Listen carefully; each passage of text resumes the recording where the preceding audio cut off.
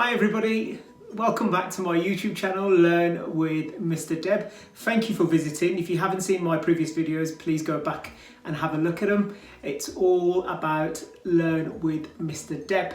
Today we're going to do something a little bit different and we're going to look at a business scenario and look at something called cash flow forecasting. So I've got my whiteboard and I'm going to talk you through some concepts with you. So we're going to look at what is cash flow forecasting. So it's a business topic and it's appropriate for anyone who's learning GCSE business, A-level business, anyone who wants to go into business. If you have any of these intentions, please watch and learn. If you have any questions, you know what to do. Please comment in the comment box. If you like the video, please give me a like, a thumbs up. And if you want to find out more information and see future videos, please press the subscribe button. So today we're going to look at cash flow forecasting. So I want to start with the concept of what is cash flow. Cash flow, in simple term, is money which comes in and out of a business, and it's done over a period of 12 months, and it's only a budget. So it's only something that they intend to do, and it's going to be used to forecast or to predict what's going to happen in the business in that upcoming 12 months. So inflow, we want to start with first, is the money which comes into a business. So inflow is all the things that come in. And the biggest thing that comes into a business is sales. Sales is the money that a business generates from the selling of its products and services. Going back to earlier theory, sales revenue is calculated by times in quantity sold, how much they sell, by the selling price. And if you add all that together, you find out your total revenue or your total sales for that given month, day, year. So that's your inflow. What you'll realise is inflow of the business, there isn't many, and it's generally speaking 2 or 3 different items. In this case, we're going to look at just the revenue itself. The other thing that you're going to have to be aware of is something called outflow. Outflow is all the money that goes out of a business. So it's all your expenses in other terms. And as you would see from when you draw out a cash flow, there are lots and lots of expenses that is generated over that period of 12 months. Lots of things. And if you live in a house and you pay for your expenses, you realise that running a house is very similar to running a business, and there's lots of expenses you have to pay out, such as rent, such as heating and lighting, electricity, your rate, your business rate. So there are lots of expenses a business has to pay out, several different expenses. And again, that is accumulated over a period of time, added together. So the key is have more inflow than outflow. So if you have more inflow, more coming in than going out, then that is seen to be positive. So if you have more in than out, then you're supposed to have a positive cash flow. If you have more going out than coming in, you have a negative cash flow. If you have a negative cash flow, you will soon realise that you're going to run out of money. And if you run out of money, it doesn't matter whether you made profit last year or the year before. If you run out of money over consecutive months, you're going to run out of money, which will then cause the business to fail in that period of time. And that's you out of business completely. So it's very, very important that you don't run out of revenue, don't run out of sales, because if you do, then the business, however successful it was last year, will go bankrupt. If you have more money going out than coming in, then you have a negative cash flow. Just re-emphasising that to you. So, So what I'm going to do now is give you a bit of a context, because that's how exam papers and situations are based around. So the situation or the context is Deb's Health and Fitness, DHF, which doesn't exist, I've made it up, has been trading successfully for over 5 years.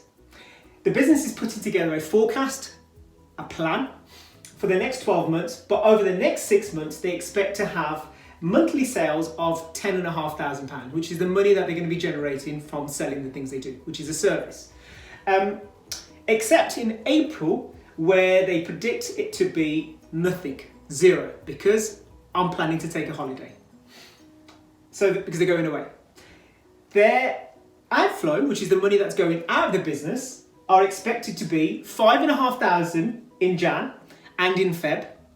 In March and April, it's expected to be £6,000, and in May and June, it is expected to be £9,000. So that's the situation, that's the context behind it.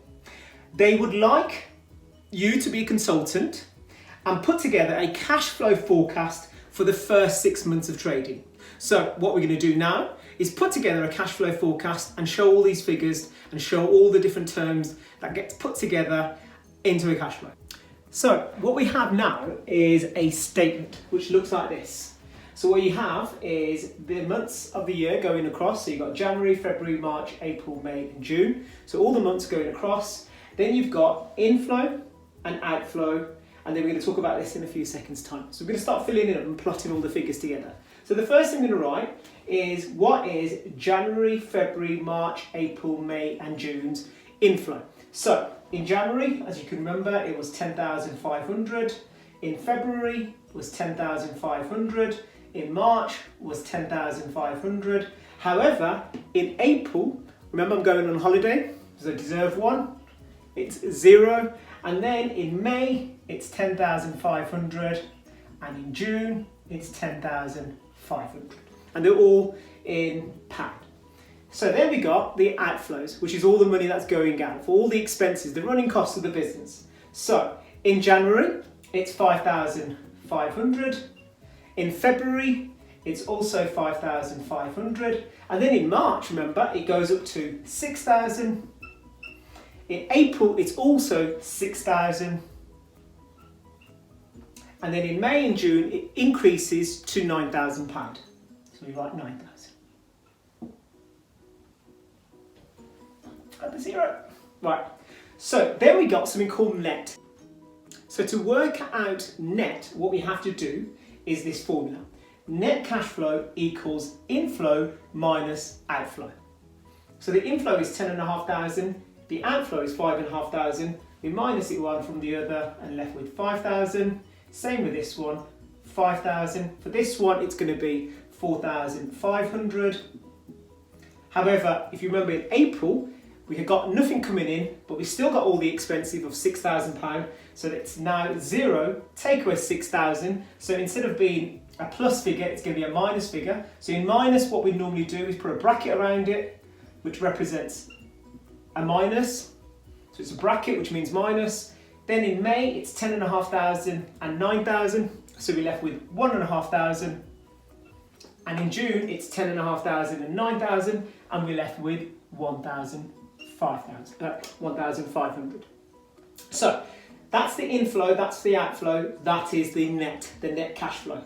The next thing I'm going to teach you is something called opening balance. Now, opening balance is what the business has at the start of a year, start of the month. Now, because we're starting it in January, we're going to say that it's a new financial year or a new year, and therefore the January's opening balance, because it's new, is going to be 0. The closing balance is the net cash flow plus opening balance. So again, I'm going to give you a formula. So closing balance equals net cash flow plus opening balance. So 5,000 plus 0 is 5,000. Now what you'll notice now is that 5,000 now becomes February's opening balance. So 5,000 goes and becomes the opening balance here.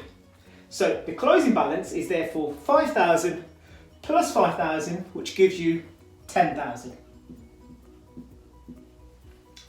That 10,000 becomes the opening balance for March. So it's 4,500 and 10,000, which gives you 14,500, which then becomes the opening balance for April. Now, a bit of a problem because it's minus 6,000 and 14,500. Now, because it's a minus, we can't add it together. So it's 14,500 minus 6,000, which gives you 8,500. That 8,500 becomes May's opening balance. And we got 1,500. Now we can add it to 8,500. So 1,500 plus 8,500 gives you 10,000. And then it becomes the opening balance of June. So 1,500 plus 10,000 gives you 11,500. So when you look at that, that's all completed. That is a cash flow forecast for the first 6 months for my business, Deb's Health and Fitness. And as you can look at this, you can say that when I budget this, even though I'm going to go away in April, I can still afford to do that because I'm not going to be in a negative cash flow position. So in a given scenario, which we've gone through, you might be given an exam question. And the exam question might be, here's a completed cash flow, however we've emptied some boxes out, fill them in. And they will give you 3 marks if there's 3 boxes. They might even give you a 10 marker, and in the 10 marker there might be an exam question where you have to suggest how you could improve the cash flow situation. So for the 3 marker, what you'd have to do is work out what the answers would be. So for this one, for example, the inflow is 10,500. We don't know what that is. However, we do know what net cash flow is. And remember what net cash flow is? It's inflow minus outflow. Well, if we know what the net is and we don't know what the inflow is, we do inverse maths. So 10,500 minus 4,500, which would give you 5,000. So the answer to that would be 5,000. Then we have to work out what the opening balance is. Now we have to remember these formulas and what the concepts are. So the opening balance is always the closing balance from the previous month. So that's 10,000. So that must mean that this one also is 10,000. And then finally, for this box here, we know that this is closing balance, and closing balance formula is net cash flow plus opening balance. So 1,500 plus 8,500, and we also know that the opening balance of June is 10,000, so that must be 10,000. And that's how you would score 3 marks out of 3 for a 3 marker. Then you've got the 10 marker, which I'll show you next. So this is the question that you might get asked in the exam, and it might be worth 10 marks. Now that could happen in a GCSE exam, it could happen in an A-level paper. Or you might have to have that position in a given business context if you're starting a business. So the question is, DHF has a negative cash balance in the month of July. Now we haven't done July. Now for our purpose, we might say that in July we have loads of expenses that we didn't account for, and instead of being £9,000, it goes up to £15,000. So in the month of July, suggest how they can improve their cash flow position. So in the month of July, if the cash flow position was negative, how could we improve it? So there's 2 things you can do. You can either improve the inflow, or you can improve their outflow. Now, because it's worth 10 marks, what would normally happen is you would make 2 suggestions. So you would make 2 suggestions here, and you would make 2 suggestions here. So, what could they do to improve inflow? You could say that they could do one of 2 things. One, they could increase how much they're selling. So that's one thing they could do. Increase sales. And if that didn't work, they could take out a bank loan or an overdraft. So increase inflow by taking out a loan.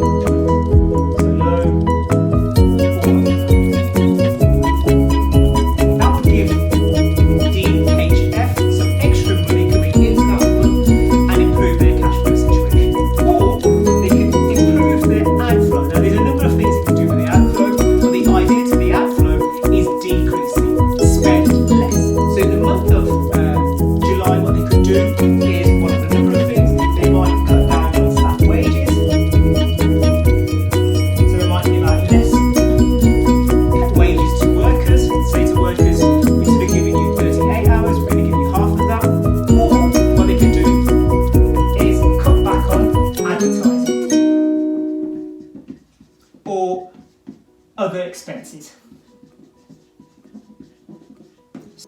So what you would do is you would look at the inflow, you would look at why it would be good to do the two things that I've suggested. So why is it good to increase sales?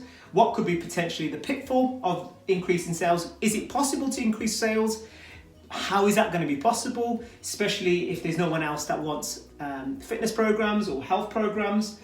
Loans and overdraft, is that feasible? Is that going to be able to be done? And why would it not be able to be done? What are the problems, the negatives behind that? And then again, looking at the outflow, what is good about decreasing staff wages? Also, what is the problem with decreasing staff wages? What could potentially happen if you decrease staff wages? Your workers might get unhappy, workers might go and work somewhere else, etc., etc. Or advertising, if you didn't advertise in the month of July, would that mean that you would have not as many customers who are coming through the door? So you're going to look at each scenario, look at the benefit of doing each one, and then put together a final conclusion where you're going to draw it together and say which one of the inflow and outflow we're going to do and the reasons behind it. And that's how you would go about answering a 10 marker for a question like that.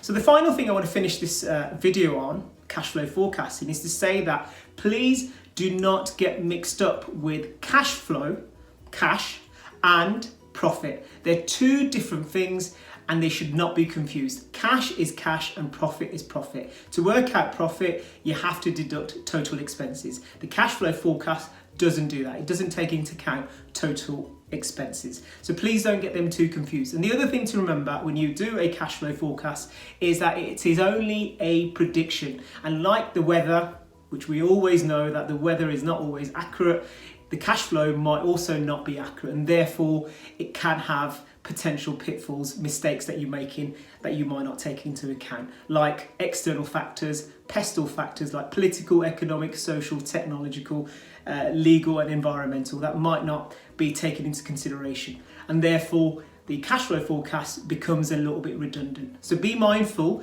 when you're making these predictions that things aren't always 100% guaranteed. Anyway, I hope you found that video useful. Hopefully it's given you a good introduction or good revision into cash flow. If you like the video, please give me a thumbs up. If you want future videos, please comment in the comments box, and please remember to subscribe. Thank you for watching.